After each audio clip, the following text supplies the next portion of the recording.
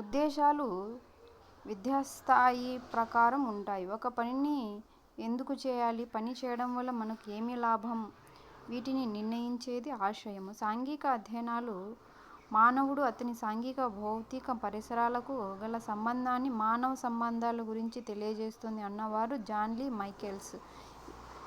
Plato Greek తత్వవేత్త తన republic అనే పుస్తకంలో విద్య మానవుని శారీరక, మానసిక అభివృద్ధికి దోహదం చేయాలని చెప్పారు.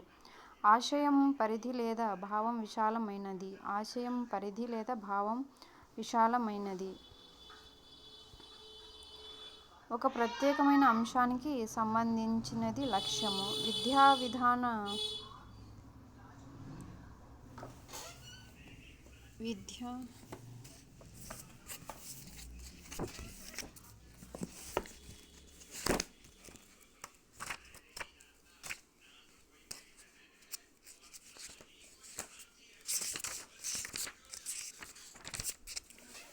ఒక ప్రత్యేకమైన అంశానికి సంబంధించినది లక్ష్యము. విద్యా విధానం విద్యా లక్ష్యాల వైపు పయనిస్తున్నప్పుడు ఆ మార్గంలో ఆచరణ ద్వారా సాధించగలిగే స్థాయిని సూచించే బిందువును లక్ష్యం అని పిలుస్తారు. సాంఘిక అధ్యయన బోధన తరువాత వచ్చే ఫలితాలే విలువలు. బోధన అభ్యసన అనుభవాల ద్వారా విద్యార్థులలో కలిగే బాహ్య మానసిక పరివర్తన, అతడు చేయగలిగే కార్యక్రమాలను సూచించే క్రియాత్మక విధులను స్పష్టీకరణలని పిలుస్తారు. విద్యా విధానంలో మార్గదర్శకత్వం వహించేవి లక్ష్యాలు.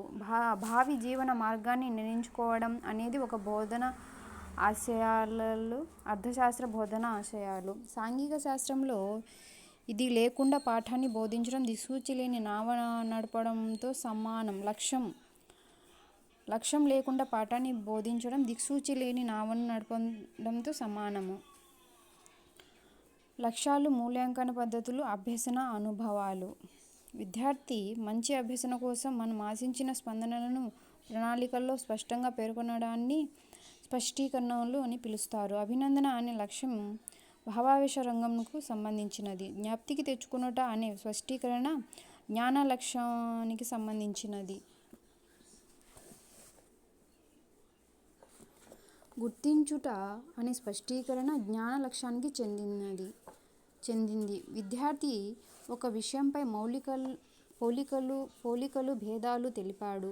అతను సాధించిన లక్ష్యము అవగాహన. విద్యార్థి ఒక సమస్యను విశ్లేషించి దాని కీలకమైన అంశాలను గుర్తించాడు. అతను సాధించిన లక్ష్యం వినియోగము. ఒక అంశం పట్ల విద్యార్థి ఆచరణలో కనబరిచే ఆతృతను అభిరుచి అని పిలుస్తారు. పార్థు అనే విద్యార్థి పాఠశాలలో వస్తు ప్రదర్శనశాలను శ్రద్ధగా నిర్వహించాడు. అయినా అతను సాధించిన లక్ష్యం అభిరుచి. ఉపాధ్యాయుడు బోధించిన దేశభక్తి పాఠాన్ని విన్న తర్వాత విద్యార్థి దేశం పట్ల భక్తి భావాన్ని పెంపొందించుకున్నాడైతే అతను సాధించిన లక్ష్యము వైఖరి. విద్యార్థి పాఠం పూర్తయిన తర్వాత శత్రువును ఎదిరించడంలో శివాజీ చూపిన పరాక్రమాన్ని కొనియాడాడు. దీనిలో ఆ విద్యార్థి సాధించిన లక్ష్యం ప్రశంస. లక్ష్యాల వర్గీకరణ జరపాలనే ఉద్దేశంతో 1948లో మానసిక శాస్త్రవేత్తల అసోసియేషన్ సభ బోస్టన్లో జరిగింది. విద్యా లక్ష్యాలకు సంబంధించి జ్ఞానాత్మక రంగంలో కృషి చేసిన వారు బెంజమిన్ ఎస్. బ్లూమ్. విద్యా లక్ష్యాలకు సంబంధించి భావావేశ రంగంలో కృషి చేసిన వారు David R. Krathwohl, Elizabeth Simpson, R. H. Dave మరియు హౌరో మొదలైన వారు కృషి చేసిన రంగం మానసిక చలనాత్మక రంగం. ఉమ్మడి ఆంధ్రప్రదేశ్లో 1971 సంవత్సరంలో జీవో నెంబర్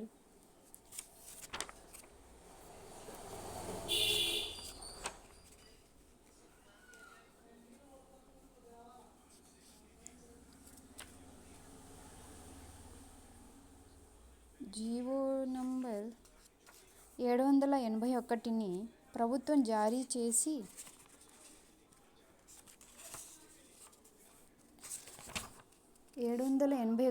అప్పటి ముఖ్యమంత్రి కాసు బ్రహ్మానందరెడ్డి ప్రభుత్వం జారీ చేసిన 7-10 తరగతులు తప్ప మిగిలిన అన్ని తరగతుల విద్యార్థులు పరీక్ష మార్కులతో నిమిత్తం లేకుండా ఉత్తీర్ణులయ్యే పద్ధతిని ప్రవేశపెట్టిన సంవత్సరం 1971. అభ్యసన అర్థవంతంగాను సంతృప్తికరంగాను ఉండాలంటే ఉపాధ్యాయుడు దీనిని ఉపయోగించాలి. సరైన బోధనా వ్యూహాన్ని ఉపయోగించాలి. భావావేశ రంగానికి సంబంధించిన లక్ష్యాలలో జీవిత తత్వం ఏ దశలో అభివృద్ధి చెందింది? వ్యవస్థాపన దశలో అభివృద్ధి చెందుతుంది. ఈ క్రింది వాటిలో విద్యా లక్ష్యాల సాధనకు తోడ్పడేవి బోధనా లక్ష్యాలు. విద్యార్థులు పాలు పంచుకునే గుణానికి ఎక్కువ ప్రాముఖ్యం ఇవ్వాలి గాని లక్ష్య సాధనకు కాదని బ్లూమ్స్ విద్యా లక్ష్యాలను గురించి అభిప్రాయపడిన వారు జాన్సన్. విలువల వర్గీకరణలో స్పష్టత, సంతృప్తి లేదు అని బ్లూమ్స్ విద్యా లక్ష్యాల గురించి అన్నవారు ఆర్న్వెల్. ఉపాధ్యాయులు, విద్యా ప్రణాళికావేత్తలు, విద్యా పాలకులు, విద్యార్థులు, సాధారణ ప్రజలు తమకు తాము ఏమి తెలియదలుచుకున్నాయో వాటిని తెలిపే స్పష్టమైన ప్రకటనలను లక్ష్యాలు అని పేర్కొన్నవారు ఆర్న్స్టీన్ హాకిన్స్. సమర్థవంతంగా సమాచారాన్ని అందించగలిగి బోధనా ఉద్దేశాన్ని స్పష్టమైన అభ్యసన ఫలితంగాను, ప్రవర్తన మార్పుగాను తెలియజేయగలిగేదే అర్థవంతమైన లక్ష్య పరమావధి అని ప్రకటించిన వారు గోన్ ల్యాండ్. ఒక యూనిట్ పఠించిన తర్వాత విద్యార్థి నుంచి ఆశించిన నిర్దిష్టమైన ప్రవర్తన రూపంలో వ్యక్తం చేయబడినవి ప్రవర్తనా లక్ష్యాలని అన్నవారు విలియం డిరోవే. నిర్ణీత బోధనా అభ్యసన కార్యక్రమం జరిగిన తర్వాత విద్యార్థుల నిర్ణీత ప్రవర్తన మార్పులు తీసుకొచ్చే వాటిని అభ్యసన లక్ష్యాలని అంటారు. జ్ఞానం వ్యక్తిగతమైనది, ఇది బదలాయింపు సంకుచిత పరిధి దాటిన విశ్వజనీయమైనది అని పేర్కొన్నది ఎన్సీఎఫ్ 2005.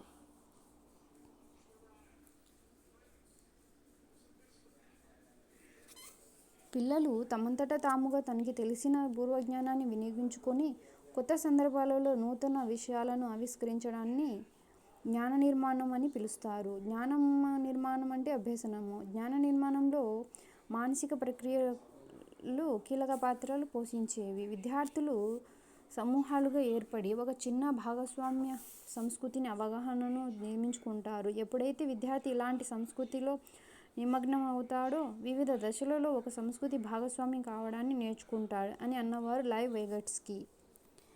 నిర్మాణాత్మక వాదం ఎవరిచే ప్రతిపాదించబడిన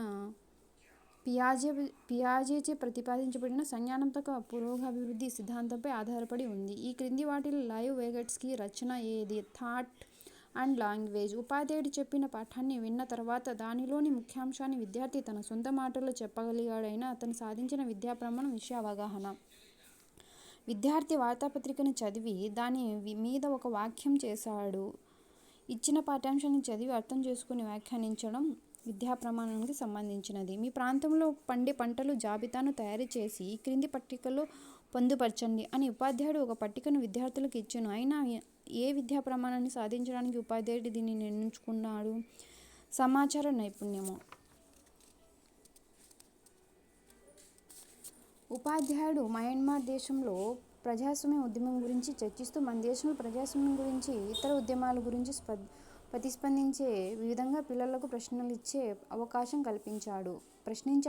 కల్పించాడు. అయినా అతడు ఏ విద్యా ప్రమాణాన్ని సాధించాడు? సమకాలీన అంశాలపై ప్రశ్నించుట. ఉపాధ్యాయుడు లౌకికత్వం అనే భావనను వివరించిన తర్వాత విద్యార్థి అన్ని మతాలను గౌరవించాలనే అభిప్రాయానికి వచ్చాడు. అయినా అతను సాధించిన విద్యా ప్రమాణం ప్రశంస, అభినందన, సునిశ్చితత్వం. మృత్తిక క్రమక్షేమం పాఠ్య విషయ బోధన విద్యార్థిలో ప్రధానంగా ఏ సాంఘిక శాస్త్ర లక్ష్యాన్ని సాధించడానికి ఉద్దేశించబడినది? పరిసరాల పరిరక్షణ.